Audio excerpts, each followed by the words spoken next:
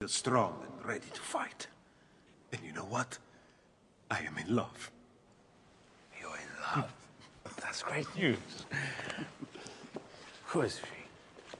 Her name is Magda. She has blue eyes, beautiful. She's a widow. Are you getting married? She doesn't want to. She has a small child. We see each other secretly. Give her time. And take it easy on the beer, okay? Poland is a slave state. The Russians now run the army and the government. They're bleeding us dry. All their projects are failing. They're turning us into paupers, Karol. We're going to take to the streets of Poznan and let them know how angry we are. What good will that do? You're on the government side? I'm just afraid of the consequences. I don't want to cry for Mars anymore. Don't worry. They're not going to start shooting at us. We're the proletariat. Good work. But he doesn't give anything away. He probably figures we're listening in. I don't think so. I've provoked him 1,000 times. We take the train together, almost every time. And he's never uttered one word against the socialist government of this country. He's not interested in politics. Perhaps, and I say this with all due respect, comrade, you're wrong. I'm not wrong, Zielinski. I want this man. And you're going to give me the means to do it. Is that clear?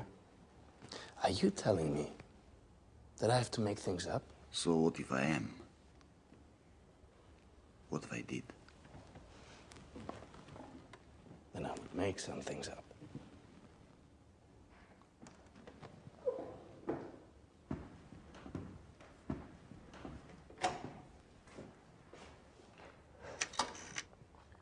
Who's in charge of the UB in Poznan? Comrade Maciek. Tell him I want to talk to him. You can go now.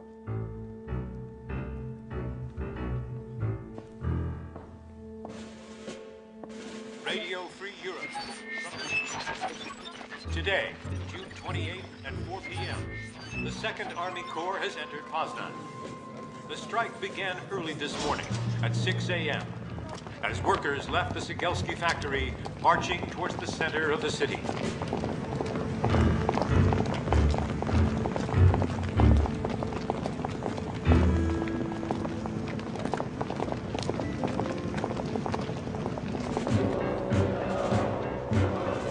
As time passed, workers from other factories joined the dissenters, together with passers-by and residents of the city.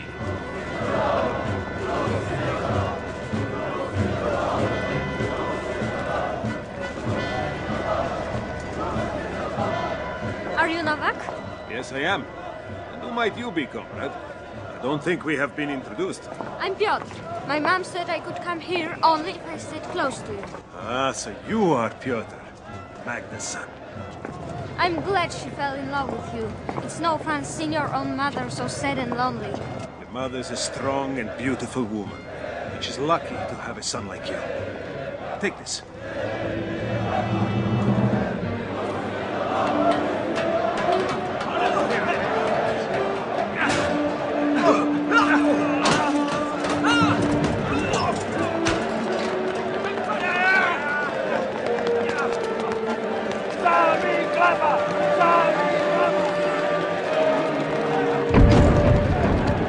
Groups of demonstrators headed for the Unified Workers' Party headquarters. Others went along Malinsky Street towards the central prison and beyond to the Office of Public Security. At 10:15 a.m., a group of dissenters entered the regional courthouse and the county attorney's office.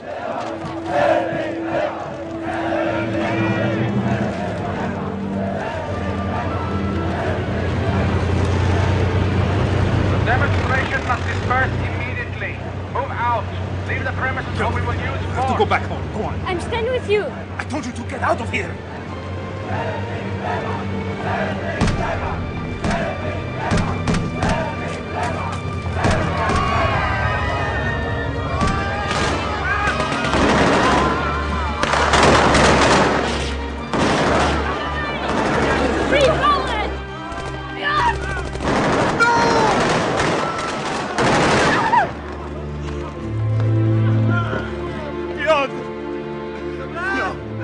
The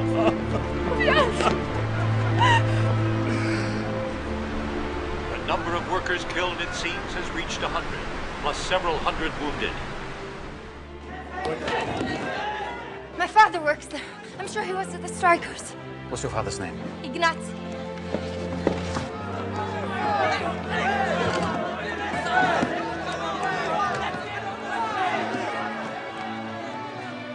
Hello?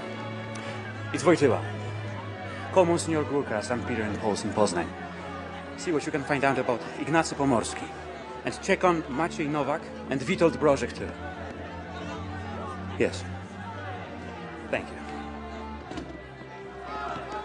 We'll know shortly. I know where we can find some guns! Quiet! Quiet! Sit down. You know, during the Nazi period, I happened to find myself next to the wisest man I had ever met. We were in a dark room, hanging on between life and death. And this wise man wasn't a philosopher. He was a tailor. And he said to me, "We'll win with love, not with guns." And I answered, "How can you say that with the Nazis in our country?" And he said, "The Nazis will disappear because evil devours itself.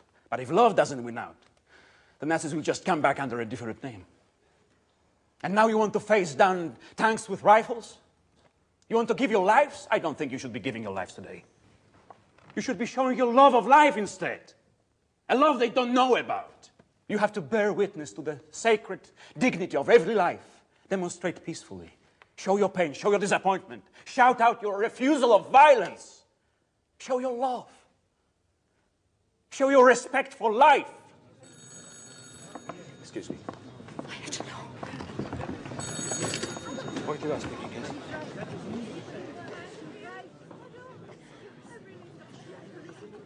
He's all right. He's all right. He's all right.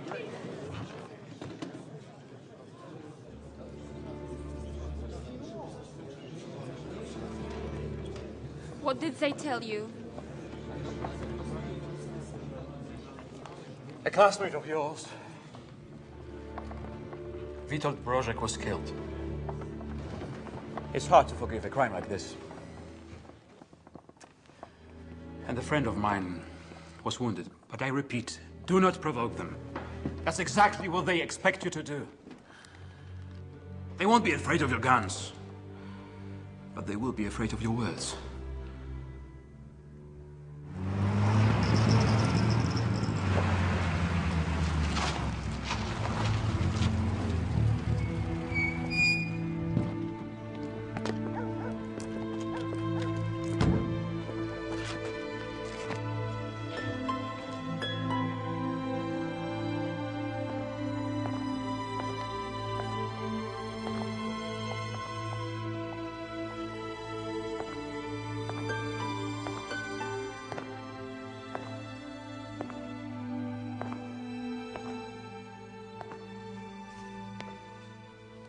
You look well.